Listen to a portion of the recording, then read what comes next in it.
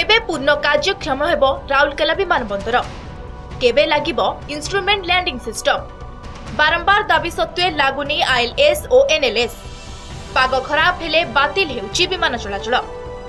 राउरकेलारू देशर विभिन्न स्थान को नियमित विमान चलाचल विमानबंदर विकास संप्रसारण सहित विभिन्न समस्यार समाधान पाई 26 दिन धरी चली गण आंदोलन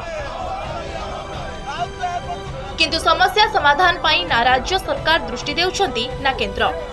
सेपटे राउरकेला इस्पात कारखाना मालिकाना रे थिबा जमी राजस्व विभाग को फेराई आनिले जाई विकास होई परिबो बोली कहिसंती राजस्व मंत्री। समस्या होची जे गुड़िए जमी आरएसपी पाखरे अच्छी जो जमी को सरकार राजस्व विभाग फेरे आणले जाकरी एठी एयरपोर्ट रो एक्सपांशन हो पार आहरी अन्य प्रकल्प माने अच्छी जो भी जमीर आवश्यकता अच्छी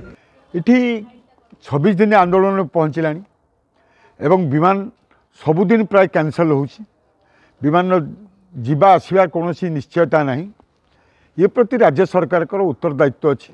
एवं केंद्र सरकार ए दिगरे तुरंत पदक्षेप नवा दरकार आपको कौन भाव में अवहेला प्रदर्शन करवा ये राउरकेलावासी प्रति अपमान निश्चित भाव में अपमान एवं ये हम विमानबंदर समस्यार समाधान दाबी करी राउरकेला एयरपोर्ट एक्शन कमिटी पक्षरु विमानबंदर आगरे जनवरी 1 तारिखरु गणधारणा दिया जाउछि।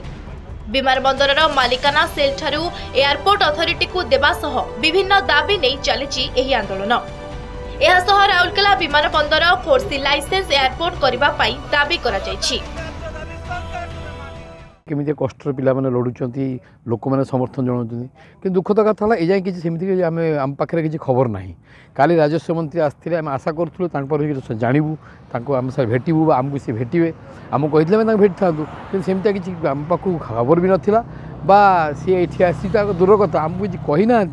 कौन हो जो पाग खराब जो ये अवतरण हो पारना कारण है यहाँ सब केंद्र सरकार मोदी सरकार सबु बेले एटी अवहेला आमर राउरकेलावासी और सुंदरगढ़वासी देखु जमती भुवनेश्वर राउरकेला रोची से भाया दिल्ली राउरकेला बॉम्बे राउरकेला मद्रास माने सबू सुविधा आमको राउरकेलावासी दि जाओ। आंदोलन रे विभिन्न सामाजिक संगठन जनसाधारण और राजनीतिक नेता मध्य सामिल होइछंती। राउरकेलारू अवनिरंजन महापात्रଙ୍କ रिपोर्ट नंदीघोष टीवी।